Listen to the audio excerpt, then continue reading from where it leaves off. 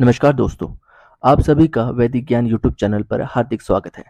इस चैनल पर आप वैदिक शास्त्र, सनातन धर्म और भारत के साधु संतों के बारे में जानकारी प्राप्त करते हैं।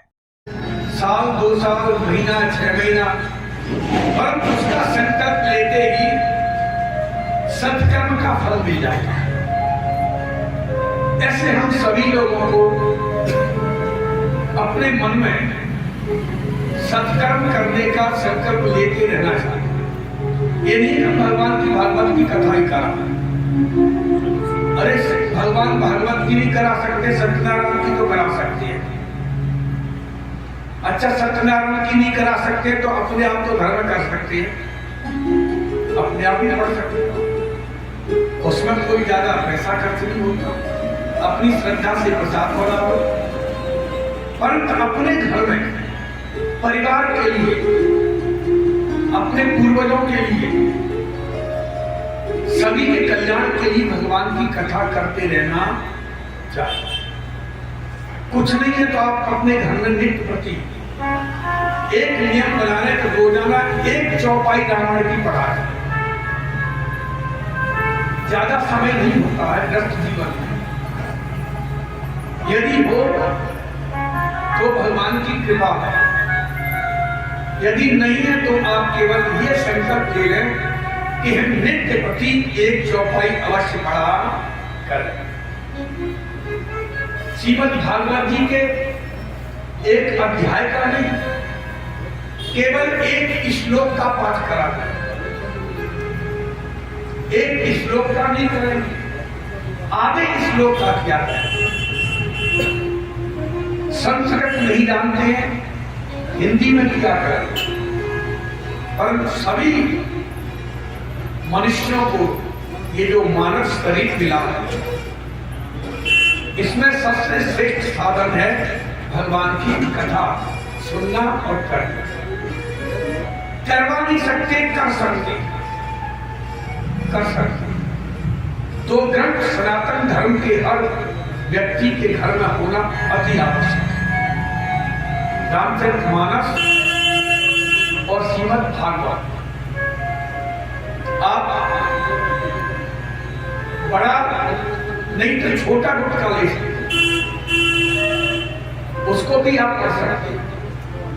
परंतु नियम बनाएं कि हम रोजाना अपने घर में भगवान की कथा पढ़ा करें। यदि आप कथा नहीं पढ़ सकते हैं, आपके पास समय नहीं है, तो आप एक नियम बना लें कि हम अपने घर में रोजाना भगवान का कीर्तन किया करेंगे। चलो, भागवत के लिए पैसा नहीं है, रामचरितमानस आप नहीं पढ़ सकते। वैसे तो मुझे लगता है हर व्यक्ति ये कार्य कर सकता है, क्योंकि हम अपना सारा जीवन व्यथा में निकाल देते। कोई भी हमारे पास आता है, उसका पता नहीं कितना समय व्यर्थ की बातों में निकाल देते। कोई भी आए उससे को भैया व्यर्थ की बात मत। संसार की चर्चा कम और भगवान की चर्चा ज्यादा। आप किसी और परिवार वाले आपकी बात नहीं मानते हैं, आप अकेले भजन किया। महामंत्र भगवान का बड़ा सरल है, हरे राम राम राम हरे हरे, हरे कृष्ण कृष्ण कृष्ण हरे हरे। हरि का जो रूप आपने पढ़ा हो तो हरे माने कहते सप्तमी है। जब रूप पढ़ेंगे तब पहले छोटे छोटे बच्चों को पढ़ाई जाते थे, अब तो सब आंग्ल भाषा के प्रयोग ज्यादा हो रहे। बच्चों को इंग्लिश मीडियम में पढ़ा जाता है, वो जानते नहीं जाकर रूप क्या क्या होते। पहले हम लोगों को तब भी बालक के रूप, राम के रूप, ये सब बात बताई जाती थी। अब तो कुछ नहीं जानता। हरि माने कहते हैं तो कष्टों को हरण करते। इसलिए आप एक नियम बना लें अपने घर में, बहुत थोड़ी देर, वैसे तो जितना हो उतना इस कलिकाल में कीर्तन का इतना प्रभाव है, इतना प्रभाव है जितना किसी का प्रभाव नहीं। यदि आपको मेरी बात अच्छी लग रही हो तो डॉक्टर केवल दवाई देता है खानी पड़ती रोगी को, और खाने के बाद में उस दवा के नियमों का भी पालन करना पड़ता है।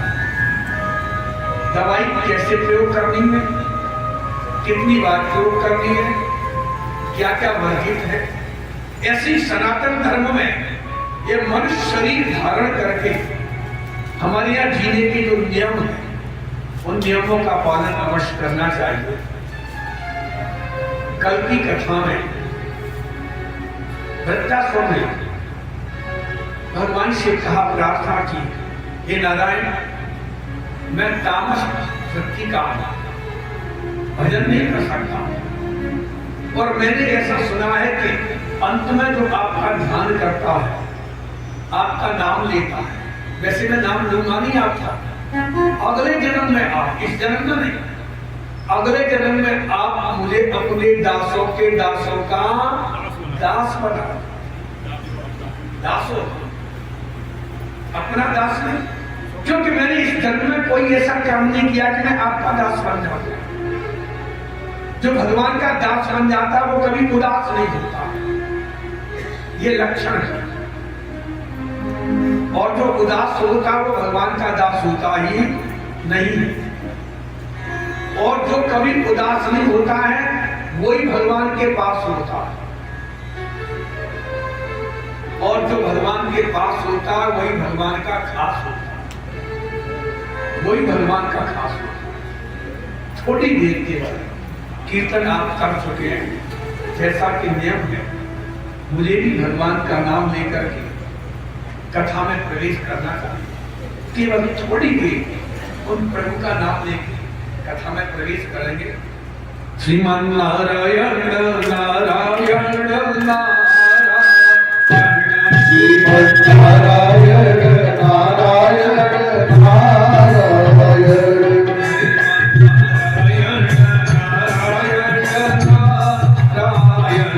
श्रीमन नारायण नारायण नारायण,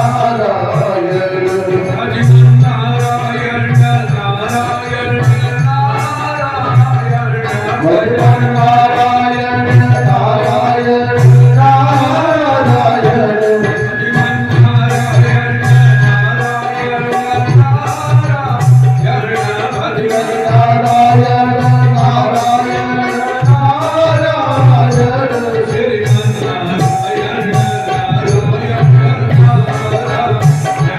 श्रीमन नारायण नारायण नारायण,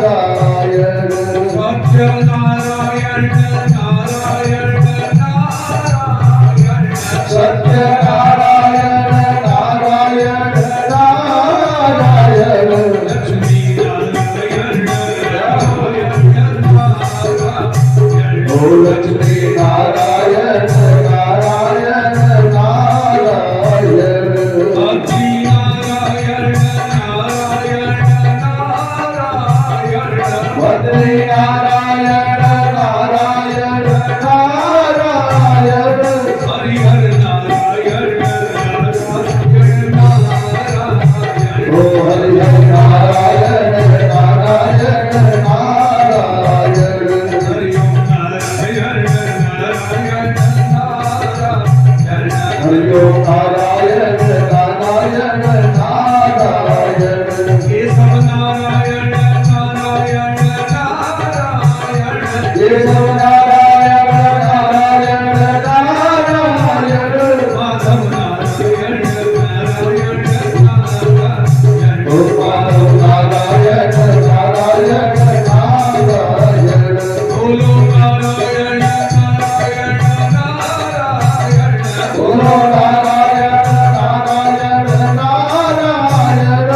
बोलो नारायण नारायण नारायण, जपो नारायण नारायण नारायण, जपो नारायण नारायण नारायण, श्रीमन नारायण नारायण, ओ श्रीमन नारायण नारायण नारायण, नारायण।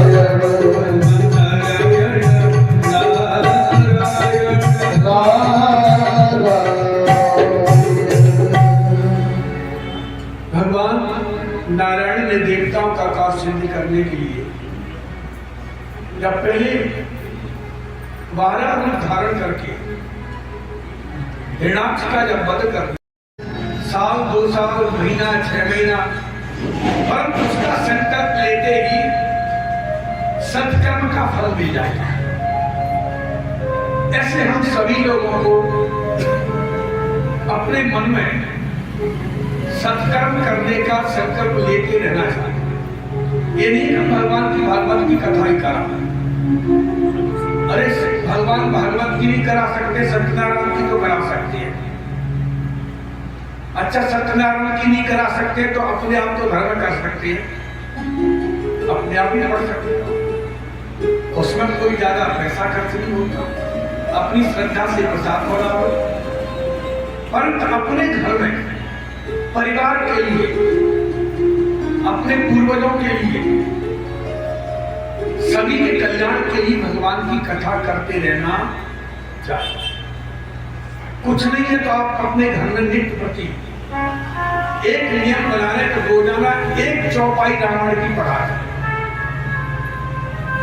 ज्यादा समय नहीं होता है व्यस्त जीवन में, यदि हो तो भगवान की कृपा है, यदि नहीं है तो आप केवल ये संकल्प ले लें कि हम नित्य प्रति 1 चौपाई अवश्य पढ़ा करें। श्रीमद् भागवत जी के एक अध्याय का नहीं, केवल एक श्लोक का पाठ करा करें। एक श्लोक का नहीं करेंगे, आधे श्लोक का किया करें। संस्कृत नहीं जानते हैं, हिंदी में किया करें। परंतु सभी मनुष्यों को ये जो मानव शरीर मिला है, इसमें सबसे श्रेष्ठ साधन है भगवान की कथा सुनना और करना। करवा नहीं सकते, कर सकते, कर सकते। तो ग्रंथ सनातन धर्म के हर व्यक्ति के घर में होना अति आवश्यक है। रामचरितमानस और श्रीमद् भागवत आप बड़ा नहीं तो छोटा गुटका ले सकते, उसको भी आप कर सकते हैं।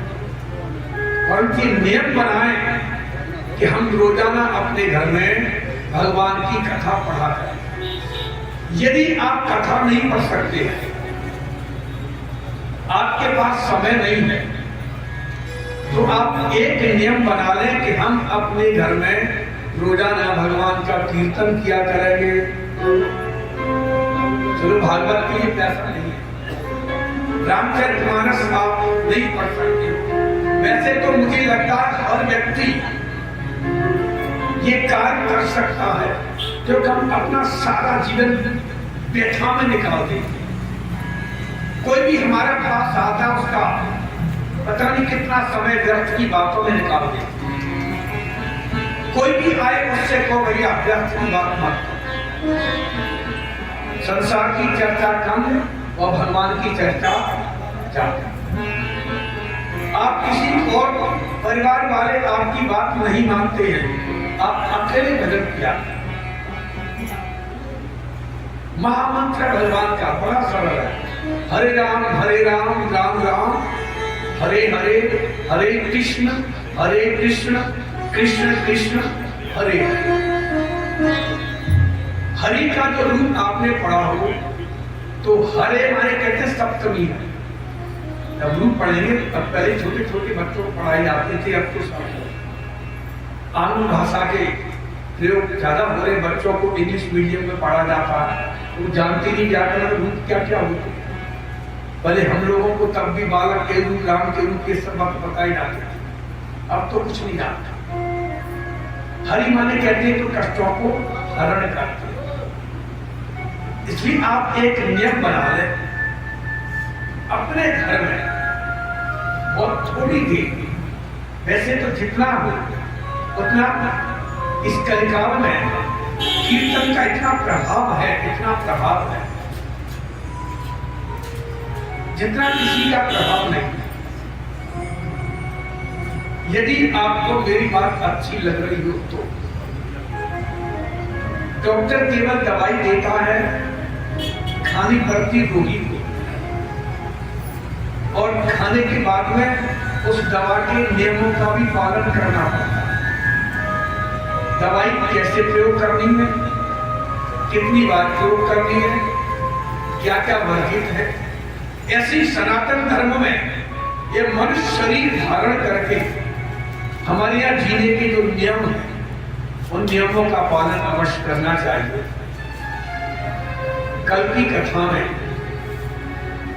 वृत्तासुर ने भगवान से कहा, प्रार्थना की, हे नारायण, मैं तामस वृत्ति का भजन नहीं कर सकता, और मैंने ऐसा सुना है कि अंत में जो आपका ध्यान करता है, आपका नाम लेता है, वैसे मैं नाम लूंगा नहीं आपका, अगले जन्म में आप, इस जन्म में नहीं, अगले जन्म में आप मुझे अपने दासों के दासों का दास बना, दासों, अपना दास नहीं, क्योंकि मैंने इस जन्म में कोई ऐसा काम नहीं किया कि मैं आपका दास बन जाऊं।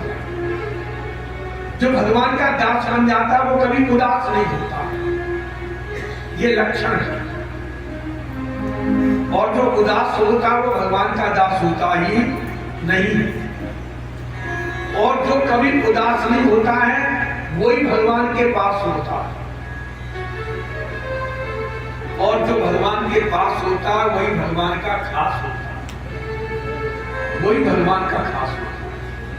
थोड़ी देर के बाद कीर्तन आप कर चुके हैं, जैसा कि नियम है, मुझे भी भगवान का नाम लेकर के कथा में प्रवेश करना चाहिए।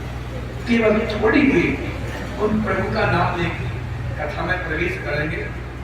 श्रीमान नारायण नारायण नारायण, श्रीमन नारायण नारायण नारायण,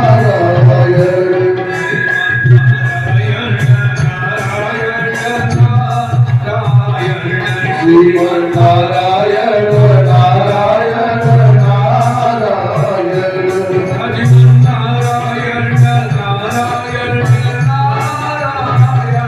भगवान नारायण नारायण नारायण,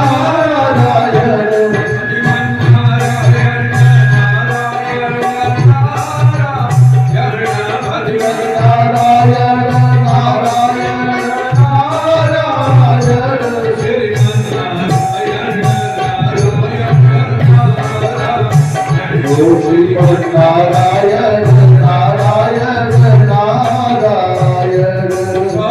सत्यनारायण नारायण नारायण, सत्यनारायण नारायण नारायण, लक्ष्मी नारायण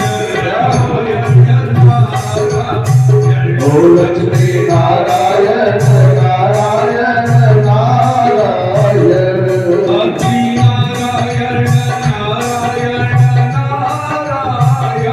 भद्री नारायण नारायण नारायण, हरिहर नारायण ओ हरिहर नारायण नारायण नारायण, हरिओम नारायण नारायण हरिओम नारायण नारायण नारायण, केशव नारायण नारायण नारायण, केशव नारायण नारायण नारायण, माधव नारायण नारायण नारायण, ओ माधव नारायण नारायण नारायण, बोलो नारायण नारायण नारायण,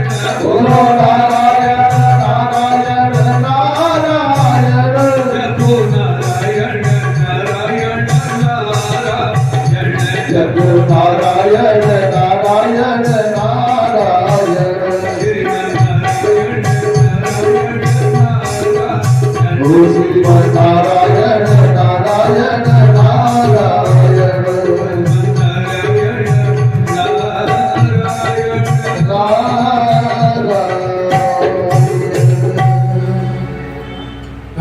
भगवान नारायण ने देवताओं का कार्य सिद्ध करने के लिए जब पहले 12 रूप धारण करके हिरण्याक्ष का जब वध कर दिया और उन्होंने ये विचार किया कि ऐसा कुछ होना चाहिए जिसको कोई मार नहीं सके। वरदो यदि मे ब्रह्मन् पुत्रमिन्दहणं बणे अमृत्यमृतपुत्राहं येन मे घातितौ सुतौ। अपने पति कश्यप जी के पास में गई और कहा मैं आज एक वरदान मांगना चाहती हूँ। वरदोहम यदि मे ब्रह्मन् पुत्र इंद्रहणं बणे, ऐसा पुत्र एक दे दो जो इंद्र को मार। अमृत्यमृतपुत्राहं, जो मेरे पुत्र को मार दिया भगवान ने, ये नमे घातितौ सुतौ, उसका बदला लेने वाला। कश्यप जी ने कहा देवी वो तो भगवान का काम था, इसमें इंद्र का कोई दोष नहीं, फिर भी आप ऐसा राग और द्वेष नहीं करना चाहिए। ये सृष्टि के जितने भी नियम हैं इनको पालन करने वाले आपके पिता दक्ष हैं। आप दक्ष की पुत्री और दक्ष की पुत्री होते हुए आपको ऐसा राग और द्वेष करना नहीं चाहिए। नहीं, भगवान एक पुत्र चाहिए। कश्यप जी ने कहा ऐसा पुत्र तो भगवान नारायण नहीं दे सकते, ऐसा पुत्र भगवान नारायण नहीं दे सकते, और उसके लिए आपको एक व्रत करना पड़ेगा। सांवत्सरं पुंसवनं व्रत एकं विलुप्तम्। सांवत्सर माने कहते हैं एक वर्ष व्रत करना पड़ेगा। अब व्रत के नियम क्या है कि व्रत में सोया नहीं जाता सबसे पहले। यदि व्रत में जैसे कल एकादशी थी, कुछ लोग आज भी करते होंगे जो निम्बार्क संप्रदाय से दीक्षित, उनकी दूसरी द्वादशी एकादशी होती है। वैसे पंचांग के अनुसार आज एकादशी 1 मिनट भी नहीं, फिर भी संप्रदाय के नियमों का पालन करना पड़ता है। तो निम्बार्क संप्रदाय से दीक्षित होते हैं वो दूसरी द्वादशी वाली एकादशी करते हैं। जो भगवान का भजन करते हैं, जो भगवान का पूजन करते हैं, वो उन लोगों को पहली एकादशी करनी चाहिए, जिसको स्मार्त बोलते हैं। स्मार्त का अर्थ होता भगवान के तो भगवान का भजन करते हैं। हम सभी भगवान की स्मार्त है, पहली करते हैं, दूसरी नहीं करते कभी। और यदि व्रत में सो जाओ, इसलिए हम लोग जो करते हैं न तो व्रत करते हैं उपवास करते हैं। एक तो व्रत होता है, एक उपवास होता है। जैसे सोमवार का है, मंगलवार का है, गुरुवार का है, ये जो इनको बोलते हैं पूर्णमासी का है, ये व्रत नहीं है। कह देते हैं हम लोग व्रत है, इसका नाम होता उपवास। उपमाने समीप में वासमाने वास। यदि सोमवार का उपवास है तो भोले बाबा के मंदिर में सारे दिन बैठे हो। यदि भोले बाबा के मंदिर में नहीं बैठ सकते तो भोले बाबा को अपने मन के मंदिर में बिठा के रख। परंतु हम ऐसा कर नहीं पाते। इसी देवी सांवत्सरं पुंसवनं, 1 वर्ष तक नींद नहीं आए, सो नहीं पाते। 1 वर्ष तक जगना पड़ेगा 24 घंटे। 1 मिनट भी सो गई 1 वर्ष में तो तुम्हारा व्रत खंडित हो जाए। हमारा तो व्रत हो ही नहीं पाता, क्योंकि हम तो चाहे एकादशी हो चाहे कुछ भी हो, हलाल ही इतना करते कि गोविंदा नमो नमः। अपने आप नींद आते नहीं आएगा। व्रत में झूठ बोल दो एक बार तो व्रत खंडित हो जाता है। व्रत में यदि क्रोध आ जाए तो व्रत खंडित हो जाता है। व्रत में यदि गाली निकल जाए तो व्रत खंडित हो जाता है। व्रत में यदि पान खा लो तो व्रत खंडित हो जाता है। बताओ हम व्रत कर सकते हैं? फिर भी जितना हो उतना करना चाहिए। ये नहीं कि हमारा खंडित हो जाता भाई। 100 का नोट यदि फट गया तो 50 में तो चलेगा, 50 में नहीं तो 10 में तो चलेगा, 10 में तो बट्टा लगा लो कि तो चली जाएगा, तो पूरा नहीं तो 10% तो मिलेगा कम से कम। इसलिए ये मत सोचना कि व्रत खंडित हो जाए तो करना नहीं, करना चाहिए। भैया ने कहा नहीं, मैं 1 वर्ष तक व्रत करूंगी। शुक्ले मार्गसरे पक्षे ज्योति भरतुन आके कब से प्रारंभ किया जाता है? मार्गशीर्ष के शुक्ल पक्ष की द्वादशी। 1 वर्ष अब व्रत करना प्रारंभ कर दिया। भगवान नारायण की मूर्ति बनाई, बना करके उसका षोडशोपचार पूजन करती है रोजाना। एक तो पंचोपचार, जैसे हमारे पंडित जी कराते हैं, पंचोपचार में 5 वस्तु होती, धूप, दीप, अक्षत, नैवेद्य और पुष्प। इससे कम कभी भी किसी देवता का पूजन नहीं करना है। आप मंदिर में भी जा रहे हैं पूजन करने के लिए तो धूप, एक दीपक, अक्षत माने चावल, नैवेद्य माने भैया गुड़ की डेली ले लो और एक पुष्प। अगर उसके किसी भी देवता का पूजन स्वीकार होता ही, ये सबसे छोटा पूजन है पंचोपचार। उसके उपरांत में होता षोडशोपचार, उसमें 16 वस्तुएं होती हैं, जो मंत्र बोलते जा रहे वही चलाते जा रहे। उसके उपरांत होता राजोपचार, राजोपचार में कि जो मंत्र वही वस्तु चलानी। तो कम से कम षोडशोपचार नहीं तो पंचोपचार पर पूजन करना चाहिए। मैया रोजाना षोडशोपचार पूजन करती है। इंद्र को पता चला तो मौसी ऐसा व्रत कर रही है तो उससे जो पुत्र होगा वो मुझे मार देगा, मैं बचूंगा नहीं। इंद्र के भी राग और द्वेष है तो देवताओं के भी राग, हृदय में राग और दोष है। इसलिए इंद्र ने विचार किया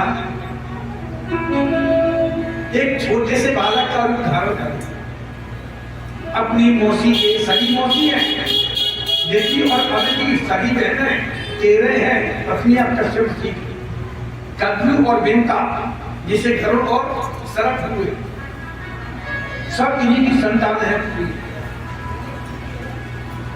इंद्रस्तत् भयात् अनुज्ञा स्तुत भावेन दुष्टया।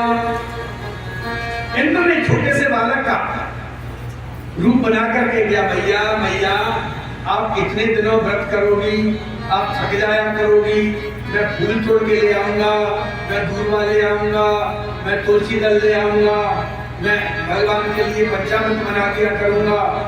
उन्होंने नहीं, मुझे किसी की जरूरत नहीं है। अब पीछे पड़े इतना सुंदर बालक छोटा, मैया ने कहा बहुत छोटा है, कोई बात नहीं है। इसलिए इंद्र को अपनी सेवा में मैया ने रख लिया। और एक दिन इंद्र ने मौका लगा करके मैया से जबरदस्ती कहा, मैया बहुत थक गई हूँ, मैं आपकी क्या चरण सेवा कर दूं, पैर दबा दूं? अब पैर दबाओगे तो नींद तो आएगी आएगी। मैया को पता नहीं था ये इंद्र है, चालाक चल रहा। और मैया जब रात्रि के समय थोड़ा सा विश्राम करने गई तो देवराज इंद्र ने उनके पैर दबाना प्रारंभ कर दिया। जैसे ही पैर दबाया और नींद आ गई, जैसे ही नींद आई इंद्र ने कहा व्रत खंडित हो गया, अब मुझे मौका मिल गया है व्रत खंडित करने का। जो गर्व था, जो 1 वर्ष के बाद जो बालक होगा वो कैसा होगा, जिसको कोई मार ही नहीं सके।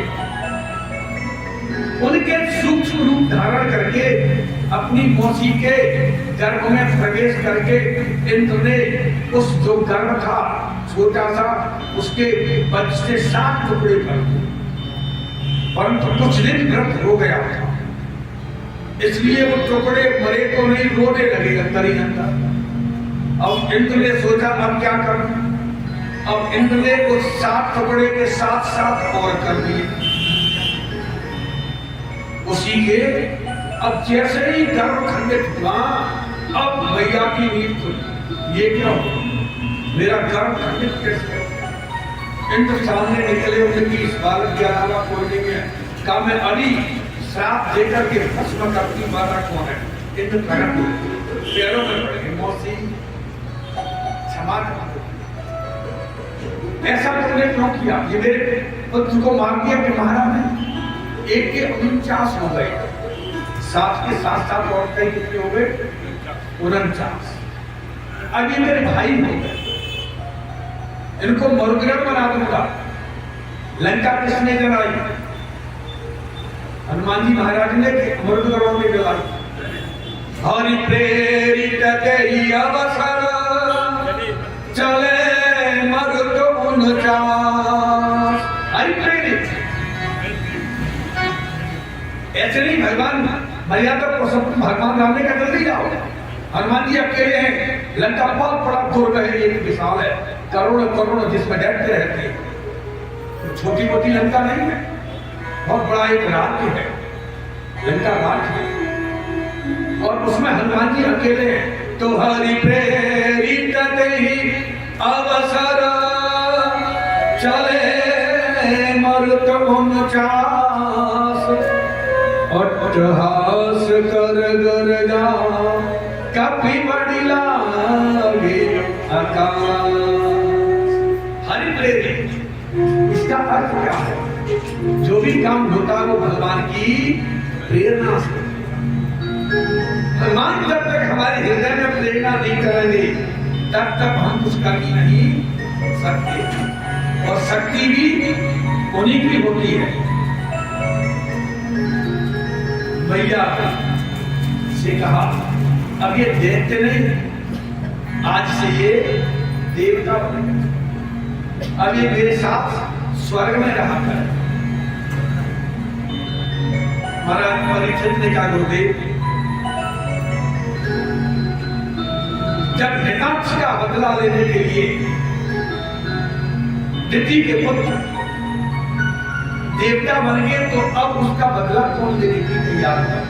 साधु पृष्ठम महाराज हरिश्चंद्र अद्भुतम। मैं भगवान का अद्भुत सुनना चाहता हूं। इसके उपरांत में किसने प्रयोजन किया कि कैसे बदला लिया जाए? हिरण्याकश्यप ने विचार किया, अपने सभी परिजनों को एकत्रित करके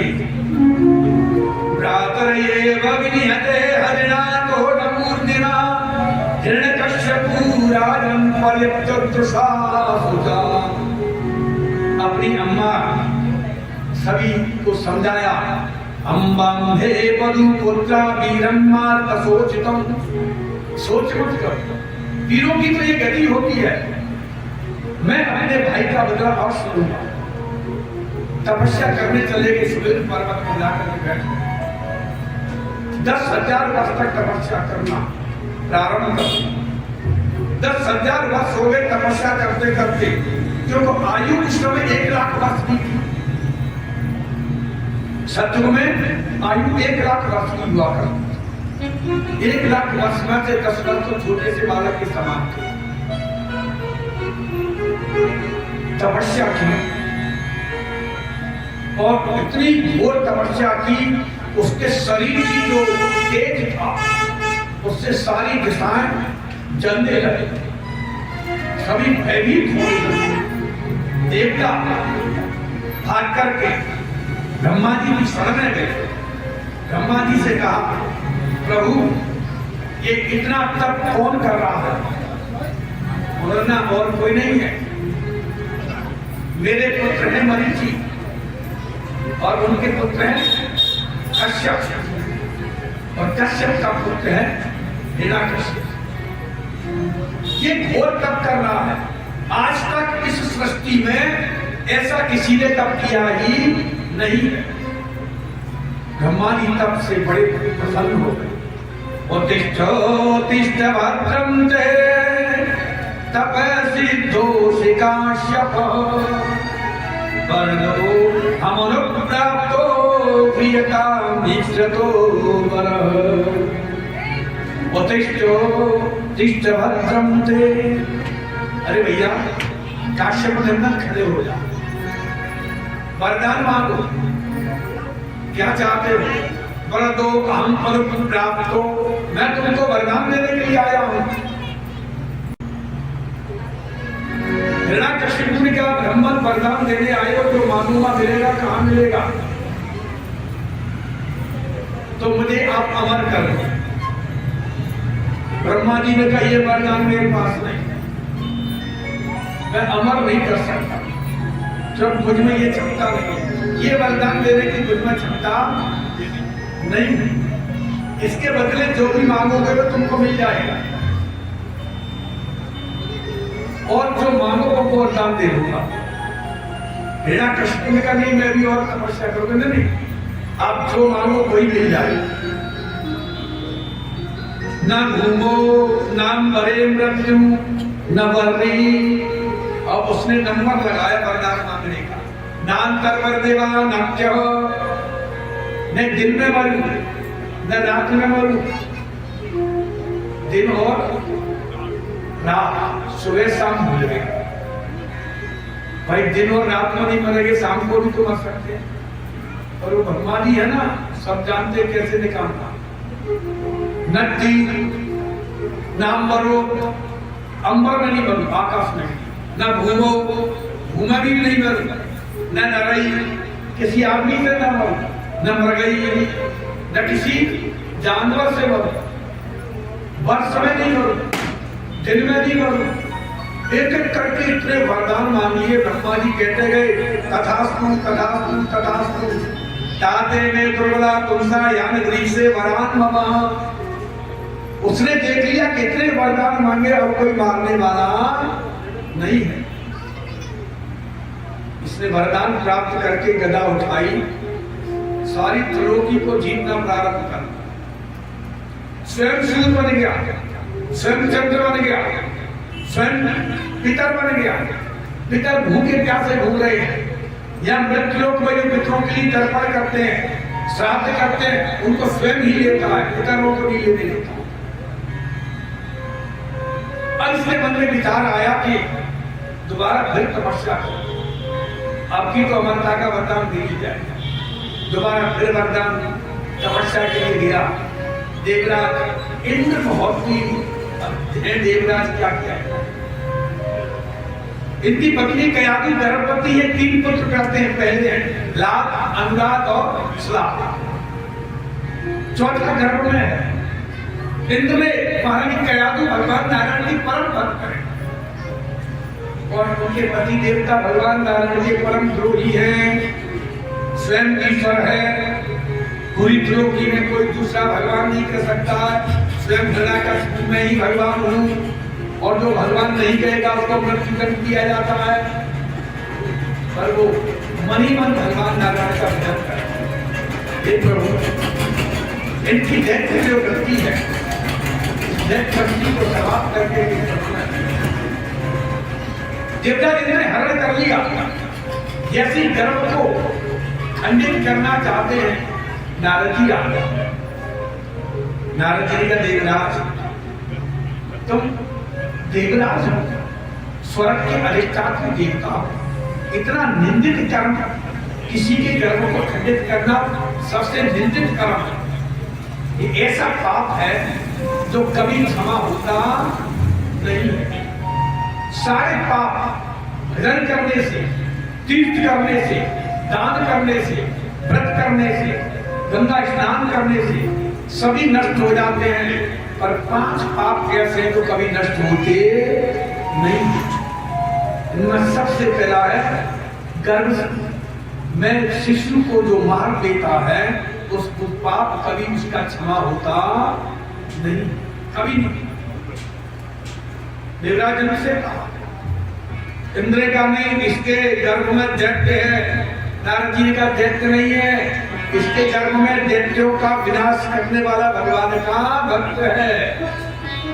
छोड़ो इसको। महारानी कयादि को छुड़वाया देवराज से, अपने आश्रम पर ले भगवान का इतना भजन कराते हैं, अंदर से गर्भ में से भी नारायण नारायण की आवाज आने लगी। नारायण नारायण की आवाज आने लगी। गर्भ में अंदर बालक नारायण नारायण जपता, इसके अलावा कोई दूसरा ईश्वर नहीं है। जैसे ही हिरण्याकशिपु तपस्या करने की वजह देवता ने कहा प्रभु ये क्या हो गया, पर्वत नाम के मुनि और नारद जी को भेजा, इसकी तपस्या पूरी मत होने दो। दोनों तोता बन गए, एक इधर बैठ गए, एक इधर बैठ गए, इधर से कहते नारायण तो उधर से कहते नारायण। अब जब भगवान का नाम इसके मन में या काम में जाता तो इसका मन नहीं लगता है। आप भजन कर रहे हो और कोई पड़ोसी आपके शत्रु का आकर के व्याख्यान करने लगे, बहुत बढ़िया आदमी है, इतना दानी है, तो आपका मन लगेगा नहीं, कहेगा भैया ये कहाँ मेरे शत्रु का नाम लेगा। और वो भी इसकी ऐसा करा, कितना बढ़िया आदमी है, मैं जानता हूँ। हिरण्याकशिपु का मन नहीं लगता, इधर उधर व्यास लगाते हैं तो उधर ही नारद जी पहुंच जाते हैं, नारायण नारायण, इधर पर्वत मुनि पहुंच जाते हैं, नारायण नारायण। उठा, इधर बैठता, कभी इधर बैठता, कभी इधर बैठता, मन नहीं लग रहा। जैसे भजन करता फिर कानों में नारायण नारायण की आवाज आती है, फिर आसन छोड़ देता, फिर लगाता।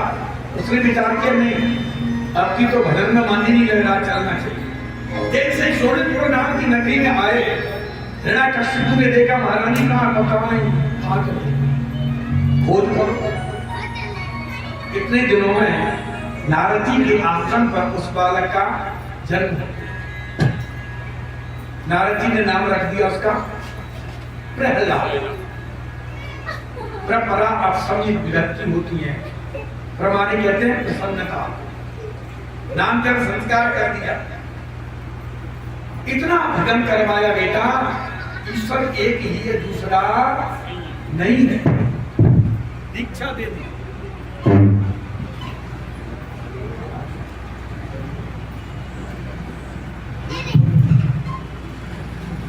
अपना शिष्य बना लिया।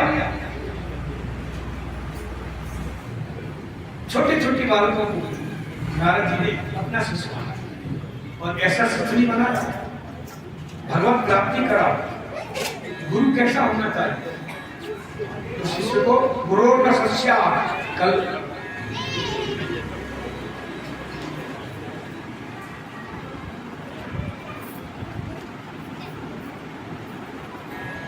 गुरु कैसा होना चाहिए, जो शिष्य को भगवान से मिला दे, अपने से नहीं। आज हम जैसे गुरु क्या करते हैं, अपने से तक सीमित रखते हैं। मेरे आश्रम, मेरी पूजा, मेरी आरती, मेरी रामायण, मेरा ही सब कुछ, भगवान को कोई है ही नहीं। गुरु द्वार होता है, दीवार नहीं होता है। गुरु द्वार होता है, द्वार का मतलब है वो परमात्मा के द्वार से पार कराता। दीवार नहीं कि अपने को ही रोक दिया, मेरा ही फोटो लगा दो, मेरी रामायण लाओ, मेरा ही सब कुछ करो। ये ऐसे अद्भुत कले का प्रभाव, इसमें किसी का कोई दोष नहीं। इसके प्रारब्ध में जैसा लिखा है वो वैसा करेगा, वैसा हो गया। नारद जी ने जितने शिष्य बनाए सभी को भगवत प्राप्ति करा। गुरु वही है जो अपने शिष्य का कल्याण करता।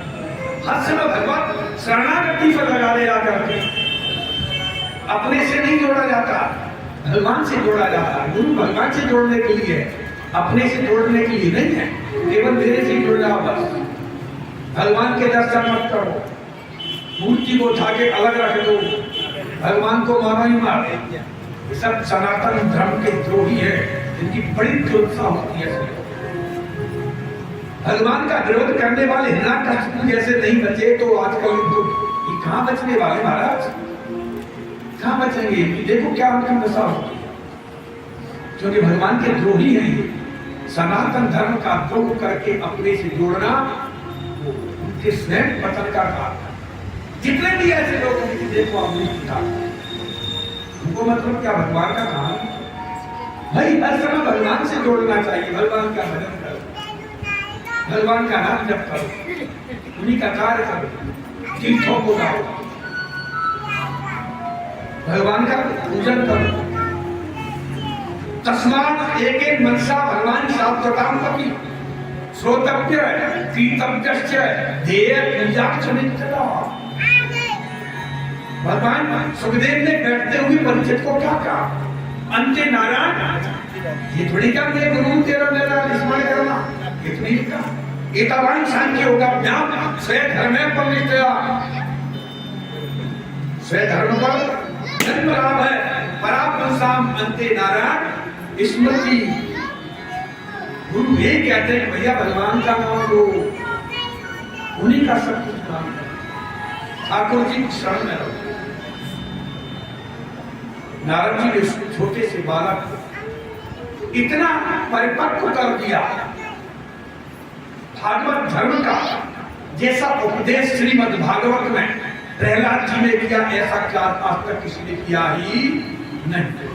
भागवत धर्म का जो दैत्य बालकों को जो उन्होंने उपदेश किया भागवत धर्म, उसको जरूर पढ़ा करो। भागवत धर्म कहते हैं भागवत क्या है?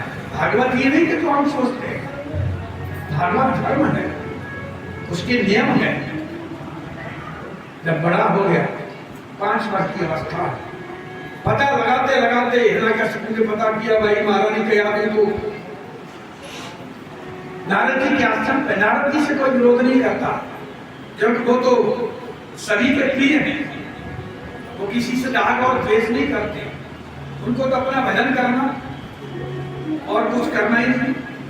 नारद जी के आश्रम इतना तेज है बालक के बुखार में पर हिरण्यकश्यप ने देखा कि ये मेरे वंश का उद्धार कर दे। ये दैत्य बालकों में सबसे बलवान होता, इतना तेज है चेहरे पर। इसका भजन का इसलिए हर समय चलते फिरते खाते पीते जब समय मिले, जहां पर समय मिले, जितना समय मिले, भाई मेरा तो यही प्रतीक है कि तुम बैठ के भजन मत करो, काम करते करते जाओ, अपना काम भी करते जाओ और भगवान का भजन भी करते जाओ। तो आपका जो काम में मन नहीं लग रहा, वो काम में भी मन लगेगा और भगवान का भजन भी हो जाएगा। अच्छा, सबसे सरल है श्री कृष्ण गोविंद हरे मुरारी हे नाथ नारायण वासुदेव। इसमें तो कोई यही कम पढ़ नहीं पाएंगे। अच्छा, उससे भी सरल सीताराम सीताराम सीताराम जपो। अच्छा, सीताराम मतलब केवल राम राम जपो, पर अपने घर का काम भजन करते हुए किया। यदि माताओं को एक बात अच्छी लगे, अपने घर भोजन बनाए और कहीं भगवान की कृपा हो जाए भजन करते हुए बनाए। भोजन तो बनाए परंतु भजन करते हुए बनाए, तो मुझे तो लगता है घर में किसी की बुद्धि विपरीत नहीं होगी, सब घर में सुख संपत्ति होगी। और समस्या है कि माताएं आजकल बहुत कम भोजन बनाती हैं, बहुत दूसरी बनाने वाली माताएं आती हैं। अब वो क्यों भजन करेंगी भाई तुम्हारे घर आके भोजन बनाने? अपना काम स्वयं किया। अच्छा, ज्यादा मत करो, ठीक है भाई, ज्यादा पैसा तो उसको खर्च भी तो करना है, कहाँ करो? और थोड़ा सा आज का कल्चर है, करे कम बाल नहीं है तो ये घर बहुत छोटा घर, कोई आता ही नहीं, सब अपने आप काम करो। भोजन अच्छा कुछ मत करो, यदि भोजन बनाओ नहीं तो कम से कम अपने परिवार वालों को भोजन तो अपने हाथ से कराया बनाओ। जब कोई बात नहीं बनता है, पैर खराब हो गए हैं, चला जाता नहीं, खड़ा होता नहीं है, अब कैसे भोजन कर? हाथों में दर्द होता है, आटा गूंदा नहीं जाता है, ये बड़े सारे योगा थे। आटा गूंदोगे ना, ये जो सिस्टम है ना, ये बड़ा सिस्टम थे, इसलिए सब बिल्कुल नहीं था। तो बना हुआ जो है कम से कम उसको परोस से समय को भगवान का। सीताराम एक दो की बोल राधे श्याम इधर आ जाओ। अब दूसरा सिस्टम चला गया, यदि पत्नी पति का नाम नहीं ले तो अनपढ़ है, पत्नी पति का नाम नहीं लेती है तो उसको अनपढ़ माना जाता। पहले हमारे किसी भी शास्त्र में किसी भी देवता ने अपनी पत्नी का नाम नहीं लिया। पहले हमारे परिवारों में नियम था, कोई भी अपनी पत्नी का नाम नहीं लेता लेता, पति भी पत्नी का नाम नहीं लेता। पत्नी तो बहुत बड़ी बात है, वो भी कोई न कोई आधार बना लेते। आज से 20 वर्ष पहले तक की बात। अब तो पति भगवान का कम नाम लेता, पत्नी का ज्यादा लेता। 24 आवर्स उसी का नाम जपता। अब भजन कहां से करेगा? अरे भैया, पत्नी का नाम ही लेना तो उसका ऐसा नाम रख दो। नमस्कार दोस्तों, आप सभी का वैदिक ज्ञान यूट्यूब चैनल पर हार्दिक स्वागत है। इस चैनल पर आप वैदिक शास्त्र, सनातन धर्म और भारत के साधु संतों के बारे में जानकारी प्राप्त करते हैं। आज बात करेंगे बाबा नीम करोली जी के बारे में, जिनका आपने कहीं ना कहीं कुछ ना कुछ तो जरूर सुना होगा। लेकिन मैं आज आपको बाबा की कुछ 4 रोचक बातें बताऊंगा जो शायद ही आपने कहीं सुनी होगी। लेकिन उससे पहले अगर आपने हमें अभी तक सब्सक्राइब नहीं किया है तो जरूर कर लें, क्योंकि यह हमें सपोर्ट और अधिक वीडियो बनाने के लिए मोटिवेट करता है। तो चलिए शुरू करते हैं। बाबा नीम करोली एक चमत्कारी बाबा थे। उनके भक्त उन्हें हनुमान जी का अवतार भी मानते थे। बाबा का वास्तविक नाम लक्ष्मी नारायण शर्मा था और उनके पिता का नाम दुर्गा प्रसाद शर्मा। उत्तर प्रदेश के अकबरपुर गांव में उनका जन्म 1900 के आसपास हुआ था और 17 वर्ष की आयु में ही उन्हें ज्ञान की प्राप्ति हो गई थी। पहला किस्सा है ट्रेन के सफर का। एक बार बाबा फर्स्ट क्लास कंपार्टमेंट में सफर कर रहे थे। जब टिकट चेकर आया तो बाबा के पास टिकट न था। तब बाबा को अगले स्टेशन नीम करोली में ट्रेन से उतार दिया गया। बाबा थोड़ी दूर पर ही अपना चिमटा धरती पर गाड़ कर बैठ गए। ऑफिशियल ने ट्रेन को चलाने का ऑर्डर दिया और गार्ड ने ट्रेन को हरी झंडी दिखाई, परंतु ट्रेन 1 इंच भी अपनी जगह से ना हिली। बहुत प्रयास के बाद भी जब ट्रेन नहीं चली तो लोकल मजिस्ट्रेट, जो बाबा को जानता था, उसने ऑफिशियल को बाबा से माफी मांगने और उन्हें सम्मान पूर्वक अंदर लाने को कहा। ट्रेन में सवार अन्य लोगों ने भी मजिस्ट्रेट की बात का समर्थन किया। ऑफिशियल ने बाबा से माफी मांगी और उन्हें सम्मान पूर्वक ट्रेन में बिठाया। बाबा के ट्रेन में बैठते ही ट्रेन चल पड़ी। दूसरा किस्सा श्रीलंका से जुड़ा है। बाबा शिवानंद के शिष्य निर्मलानंद कैंची धाम पहुंचे। बाबा का दरबार लगा हुआ था। बाबा ने निर्मलानंद से पूछा, तुमने कैंची जैसा कोई और स्थान देखा है? निर्मलानंद ने मुंह से तुरंत निकाला, श्रीलंका का कैंडी। कैंची धाम आश्रम की तरह वहां माणिक गंगा प्रभावित होती है। बाबा ने फिर पूछा, क्यों निर्मलानंद, वहां पर नारियल के बड़े बड़े पेड़ हैं और माणिक गंगा में हाथी स्नान करने आते हैं? यह सुनकर निर्मलानंद चौंक उठे और बोले, जी महाराज, आप सत्य कह रहे हैं। आप सभी को बता दें कि बाबा कभी भी श्रीलंका नहीं गए हैं। तीसरा किस्सा तेज बारिश से जुड़ा है। हनुमतगढ़ी मंदिर के निर्माण कार्य के दौरान एक दिन भारी वर्षा होने लगी। बारिश बहुत तेज थी और रुकने का नाम नहीं ले रही थी। तब नीम करोली बाबा बाहर आए और काली जलभरी घटाओं को आकाश की तरफ देखते हुए बोले, ये बड़ी उग्र है, ये बड़ी उग्र है। तब महाराज जी अपने दोनों हाथों से विशाल वक्ष से अपना कंबल हटाते हुए गर्जन के साथ बोले, पवन तेन बल पवन समान। बस इतना ही कहते तेज हवाएं बादलों को उड़ा ले गई और बारिश वहीं थम गई। बाबा के इस चमत्कार से आसमान भी साफ हो गया। एक बार भूमिदार में कुछ माताएं बाबा के पूजन के लिए आई थी, लेकिन उस दिन बाबा आश्रम में नहीं थे। बाबा मोटर सड़क के द्वार पर बैठे थे। तब सभी माताओं ने बाबा के पूजन और दर्शन के लिए वहीं जाने का विचार किया, लेकिन बाबा ने उन्हें दूर से ही हाथ हिलाकर लौट जाने का संकेत दिया। बाबा जी के पास गुरुदत्त शर्मा भी बैठे थे। महिलाओं को निराश देखकर उन्होंने बाबा को दर्शन देने की प्रार्थना की। उनके कहने पर बाबा मान गए और उन्होंने माताओं को अनुमति दे दी और उन्हें जल्दी पूजा कर घर जाने के लिए कहा। महिलाएं पूजा करने लगीं, लेकिन आरती के लिए माचिस लाना भूल गईं। माताओं ने बाबा के पास बैठे गुरुदत्त शर्मा को समस्या बताई, लेकिन वह उनकी सहायता करने में असमर्थ थे। तब बाबा ने रुई से सनी बत्तियों को हाथ में लिया और ठुलीमा ठुलीमा कहते हुए हाथ घुमाने लगे और एकदम से बत्तियां जल उठी। यह देखकर सभी लोग हैरान रह गए। तो ये थे बाबा के कुछ रोचक किस्से।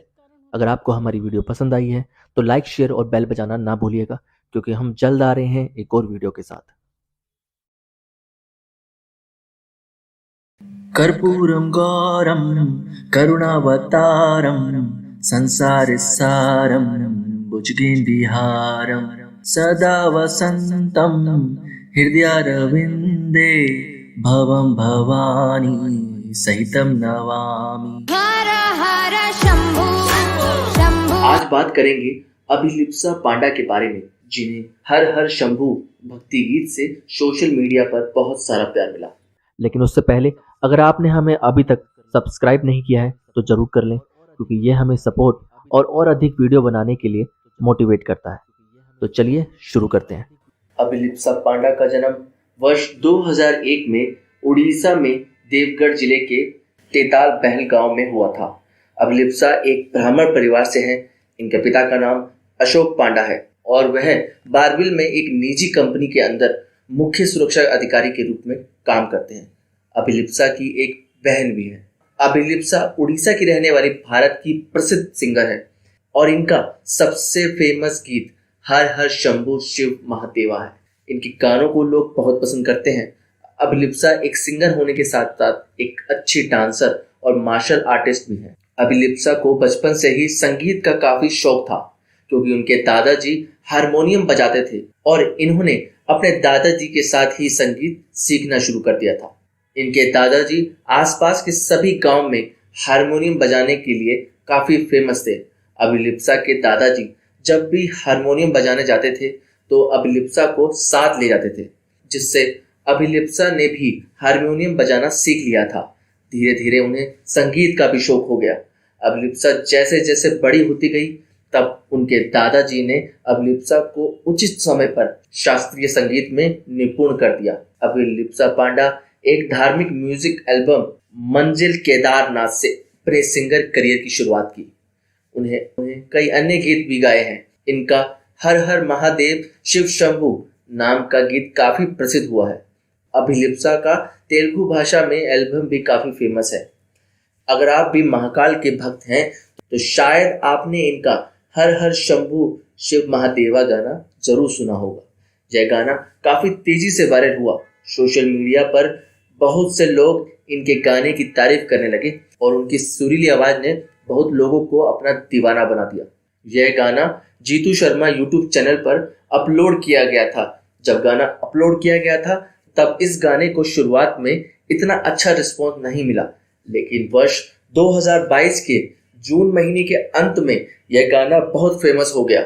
अभिलिप्सा यूट्यूब और इंस्टाग्राम जैसे सोशल मीडिया पर काफी एक्टिव रहती हैं। उनका एक यूट्यूब चैनल भी है जिसका नाम रॉकस्टार अभिलाषा पांडा है। आप इन्हें वहां पर फॉलो कर सकते हैं। अगर आपको ये वीडियो पसंद आई है तो लाइक, शेयर और बेल बजाना ना भूलिएगा, क्योंकि हम जल्द आ रहे हैं एक और वीडियो के साथ। नमस्कार दोस्तों, आप सभी का वैदिक ज्ञान यूट्यूब चैनल पर हार्दिक स्वागत है। इस चैनल पर आप वैदिक शास्त्र, सनातन धर्म और भारत के साधु संतों के बारे में जानकारी प्राप्त करते हैं।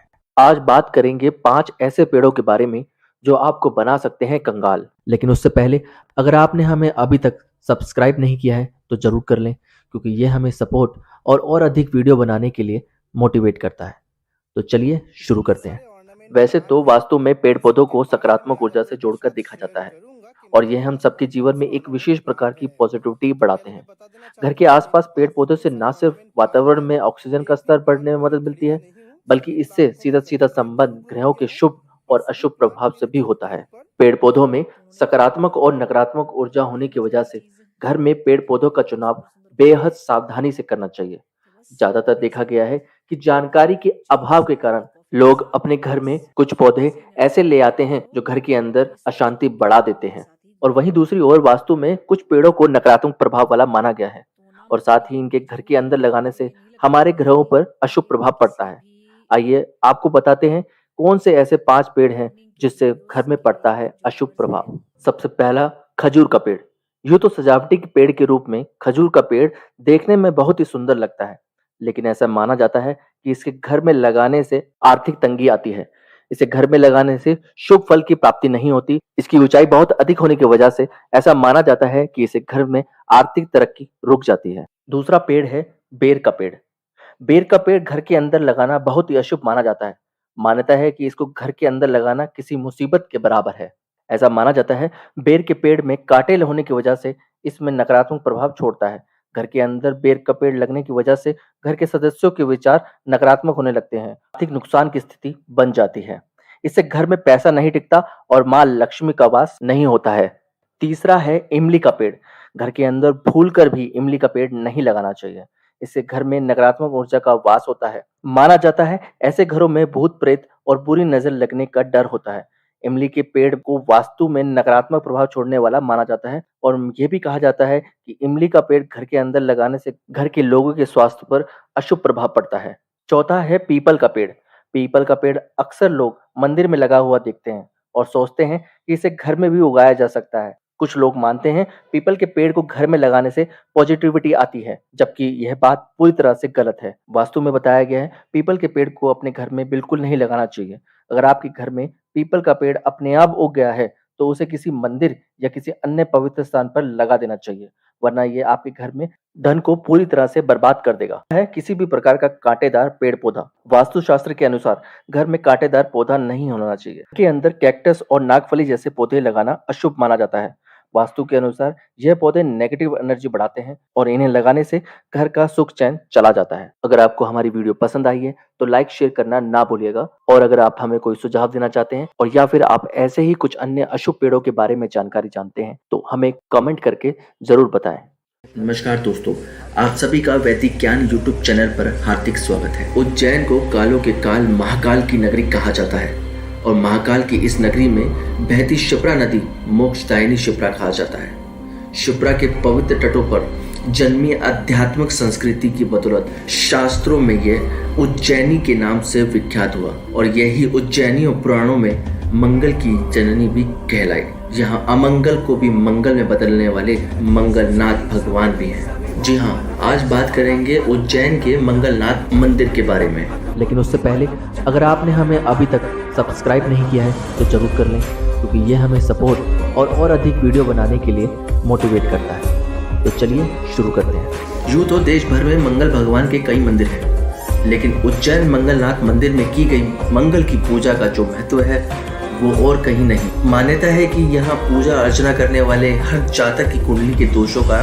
नाश हो जाता है। ऐसे व्यक्ति जिनकी कुंडली में मंगल भारी रहता है वह अपने अनिष्ट ग्रह की शांति के लिए मंगलनाथ मंदिर में पूजा पाठ करवाने आते हैं। मंगलनाथ मंदिर में पूजा अर्चना करने से कुंडली में उग्र रूप धारण किया हुआ मंगल शांत हो जाता है। इसी धारणा के चलते हर साल हजारों नवविवाहित जोड़े जिनकी कुंडली में मंगल दोष होता है वो यहाँ पूजा पाठ करवाने आते हैं। कहा जाता है अंकासुर नामक दैत्य को शिवजी ने वरदान दिया था कि उसके रक्त से सैकड़ों दैत्य जन्म लेंगे।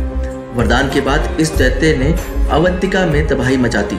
तब दीन दुखियों ने शिवजी से प्रार्थना की। भक्तों के संकट दूर करने के लिए स्वयं शंभु ने अंधकासुर से युद्ध किया।